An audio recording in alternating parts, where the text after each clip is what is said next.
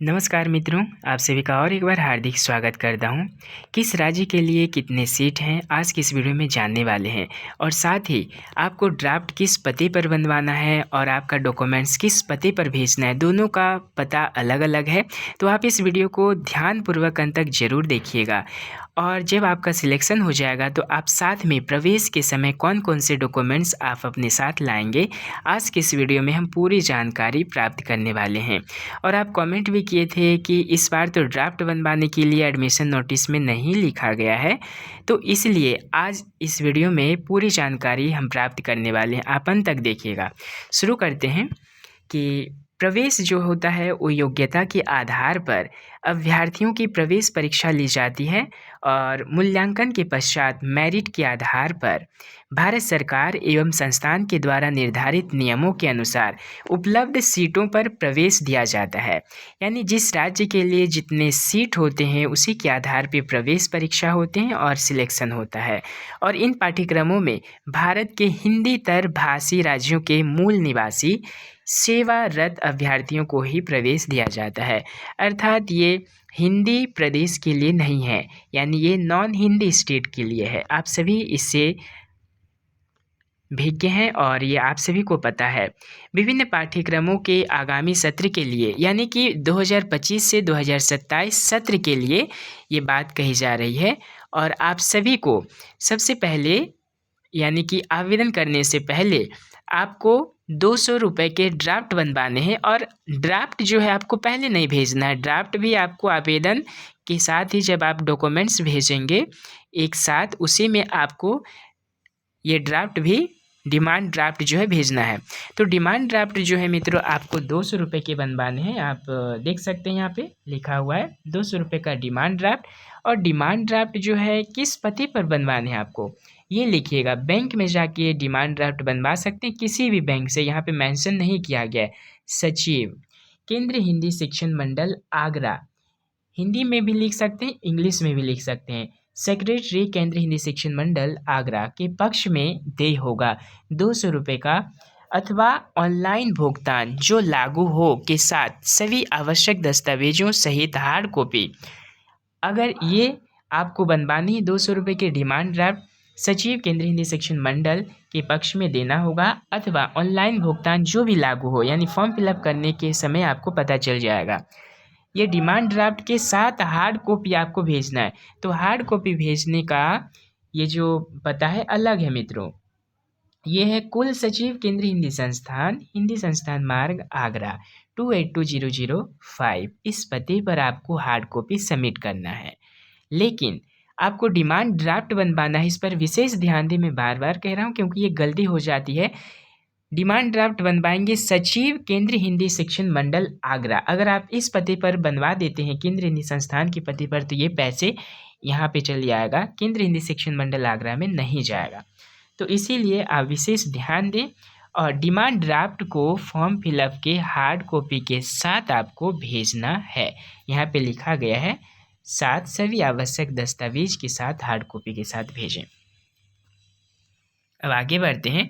आवेदन पत्र की हार्ड कॉपी प्रमाण पत्रों की स्वप्रमाणित छाया प्रतियों के साथ उपयुक्त पते पर भेजना अनिवार्य है।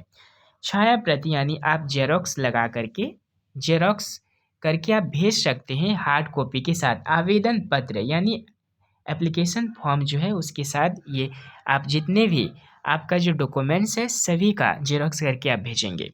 हिंदी शिक्षण निष्णात, हिंदी शिक्षण पारंगत एवं हिंदी शिक्षण प्रवीण पाठ्यक्रमों में सेवा पूर्व यानी प्री सर्विस छात्रों का प्रवेश लिखित परीक्षा के आधार पे होता है। यानी जो बच्चे किसी जॉब या सर्विस में नहीं हैं उनका प्रवेश जो है, उनका सिलेक्शन कैसे होता है, लिखित परीक्षा के आधार पे।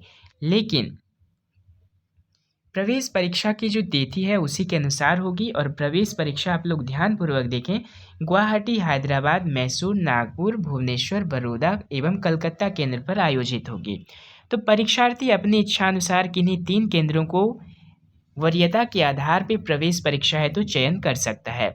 तो जब आप फॉर्म फिलअप करेंगे तो वहाँ पे ऑप्शन में भी दिया जाएगा कि आप कहाँ पे देना चाहते हैं। लेकिन ऐसा नहीं होता है मित्रों, सभी को अपने अपने राज्य में ही मिलता है। क्योंकि एक बच्चा अगर उड़ीसा का बच्चा अगर चाहेगा असम के केंद्रों में जाने के लिए तो एक बच्चे के लिए क्वेश्चन पेपर वहाँ तक कैसे पहुँच सकता है? हालाँकि ऐसा कहा गया है, आप फॉर्म फिलअप कर सकते हैं। प्रवेश परीक्षा का प्रश्न पत्र जो है इस तरह का होगा, आप लोग ध्यान दें। इसी प्रवेश परीक्षा प्रश्न पत्र जो है इसी आधार पे बनाया जाता है। 25 अंक का सामान्य ज्ञान परीक्षण, जनरल नॉलेज, शिक्षण अभिरुचि, टीचिंग एप्टीट्यूड, भाषा एवं साहित्य परीक्षण, लैंग्वेज एंड लिटरेचर, हिंदी भाषा दक्षता परीक्षण, ये राइटिंग स्किल के ऊपर। और इसमें आप सभी को 4 ऑप्शन दिए जाएंगे और इसमें कोई भी आपको यहाँ पे लिखा गया है कि प्रश्न का उत्तर सामने दिए गए बॉक्स में चिन्हित करना है और साथ में आपको व्हाइटनर का किसी रूप में उपयोग प्रतिबंधित है, यहाँ पे प्रयोग नहीं कर सकते हैं, क्योंकि अगर ऐसे करेंगे तो वहाँ पे मूल्यांकन यानी उसका मार्किंग नहीं होगा। परीक्षा भवन में यहाँ पे सारी परीक्षा के नियम दिए गए हैं। परीक्षा भवन में मोबाइल, कैलकुलेटर, लैपटॉप, इलेक्ट्रॉनिक यंत्र ले जाना प्रतिबंधित है और उत्तर पुस्तिका में केवल अंतर्राष्ट्रीय अंक ही लिखे जाएंगे, यथा 1, 2, 3। प्रवेश परीक्षा में सम्मिलित होने के लिए किसी भी प्रकार का कोई मार्ग, व्यय एवं भत्ता देय नहीं होगा। व्यय यानी खर्च, यानी कोई पैसे हमें नहीं दिए जाते हैं प्रवेश परीक्षा देने के लिए।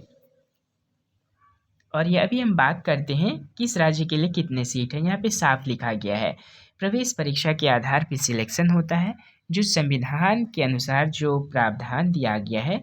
अनुसूचित जाति के लिए 15%, अनुसूचित जनजाति के लिए 7.5%, अन्य पिछड़ा वर्ग के लिए 27%, शारीरिक रूप से 3%। शारीरिक रूप से अक्षम विद्यार्थियों को 2024 से ही शामिल किया गया है, पहले नहीं था। यानी ये जो 15% दिखाई दे रहा है ये सभी राज्यों के लिए अलग अलग है। जैसे कि यहाँ पे दिखाई दे रहा है आपको कि पश्चिमी भारत संवर्ग में ये सभी राज्य आते हैं, गुजरात, महाराष्ट्र, गोवा, डामन डीव एवं दादर नगर हवेली। पूर्वी भारत में आते हैं उड़ीसा एवं पश्चिम बंगाल। पूर्वोत्तर में आते हैं असम, अरुणाचल प्रदेश, मेघालय, नागालैंड, मणिपुर, त्रिपुरा, सिक्किम, ये सभी। उत्तर भारत में आते हैं पंजाब, जम्मू कश्मीर, ये सभी हैं। दक्षिण भारत में आंध्र प्रदेश, तेलंगाना, तमिलनाडु, कर्नाटक, केरल, अंडमान निकोबार।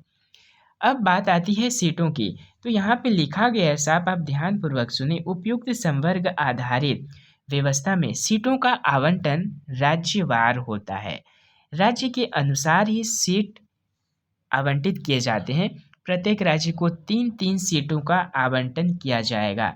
यदि किसी राज्य में उचित अभ्यर्थी उपलब्ध नहीं होते हैं, यानी किसी राज्य में कैंडिडेट नहीं होते हैं, तो उसी संवर्ग के यानी उसी कैटेगरी के अन्य राज्य के लिए वो सीट दिया जाता है। जैसे मान लीजिए एग्जाम्पल के लिए हम समझते हैं, जैसे कि पूर्वी संवर्ग में आपको दिया गया है उड़ीसा एवं पश्चिम बंगाल। अगर पश्चिम बंगाल के कैंडिडेट अगर कम पड़ते हैं तो पश्चिम बंगाल की सीटें उड़ीसा राज्य को दिया जाएगा, लेकिन पश्चिम बंगाल का सीट असम के राज्यों के विद्यार्थियों को नहीं दिया जाएगा, क्योंकि संवर्ग अलग है। जिस संवर्ग से जिस राज्य के बच्चे कम पड़ेंगे उसी संवर्ग के दूसरे राज्य को दिया जाएगा। आशा करता हूँ आप सभी को ये समझ आ गया होगा। और अभी हम बात करते हैं, यहाँ पे लिखा गया है, वीडियो थोड़ी सी लंबी है लेकिन आप ध्यानपूर्वक सुने। पूर्वोत्तर एवं दक्षिण राज्यों के अभ्यर्थियों के लिए प्रवेश में अलग से कटअप प्रतिशत में 10% कम करने की व्यवस्था है। देखिए, इसीलिए यहाँ पे राज्यवार होता है। एक कटअप निर्धारित करने से सभी बच्चों का सिलेक्शन नहीं होता है। हर राज्य का अलग अलग कटअप निर्धारित किया जाता है और उसमें से बेस्ट स्टूडेंट को लिया जाता है। इसीलिए सिलेक्शन जब होता है तो कटअप नहीं निकाला जाता है, क्योंकि उड़ीसा राज्य के जितने भी कैंडिडेट हैं बहुत मात्रा में कैंडिडेट आते हैं बाकी राज्यों के तुलना में। अगर ऐसे कटअप निर्धारित करेंगे तो वही राज्य के बच्चों का सिलेक्शन हो जाएगा जिस राज्य के बच्चे ज़्यादा हैं। इसीलिए कटअप जो होता है राज्य के अनुसार निर्धारित किए जाते हैं। और जब आपका सिलेक्शन हो जाएगा तो प्रवेश परीक्षा के समय आप ये सभी प्रमाण पत्र लाएंगे। शैक्षिक योग्यता संबंधी मूल प्रमाण पत्र, एजुकेशनल क्वालिफिकेशन संबंधित आपको लाना है। डेट ऑफ बर्थ संबंधी प्रमाण पत्र, अगर डेट ऑफ बर्थ नहीं है तो आपका क्लास 10th का मार्कशीट भी प्रमाण पत्र भी हो जाएगा। मूल निवास प्रमाण पत्र रेसिडेंट सर्टिफिकेट, यदि सेवारत हैं तो वर्तमान सेवा संस्था से निवृत्त पत्र। स्वास्थ्य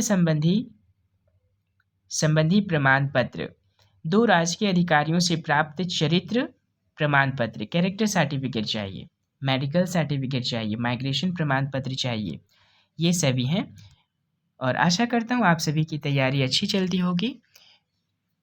और आप सभी पूछ रहे थे कि हम किस प्रकार से क्वेश्चन पेपर प्राप्त करेंगे, तो मैंने बहुत सारे वीडियो बना दिया है और आप प्लेलिस्ट में जाइए, केंद्रीय हिंदी संस्थान प्रीवियस ईयर क्वेश्चन पेपर वहाँ पे दिया गया है और आप उसको प्रैक्टिस कीजिए, क्योंकि प्रीवियस ईयर के क्वेश्चन पेपर से ही बहुत सारे प्रश्न पूछे जाते हैं और बार बार वही प्रश्न रिपीट भी होता है। और आप सभी के लिए मैं सामान्य ज्ञान से अलग वीडियो लाऊंगा और शिक्षण अभिरुचि के लिए भी, तो आपकी तैयारी और भी अच्छे से होने लगेगी। और मेहनत करने वालों की कभी हार नहीं होती है। आपको एक सेट लेना है, उसके लिए हमें बहुत ज़ोर से मेहनत भी करना है। तो चलिए, अगर आपके मन में और भी कोई डाउट है तो बेझिझक कमेंट्स कर सकते हैं और पूछ सकते हैं, मैं उसका जवाब जल्द ही दूँगा। और हाँ, और भी कुछ चीज़ें हैं लेकिन वीडियो काफ़ी लंबी हो जाएगी, अब अगली वीडियो में हम जानेंगे। तब तक के लिए धन्यवाद। आप स्वस्थ रहें, व्यस्त रहें और हमेशा मुस्कुराते रहें। नमस्कार।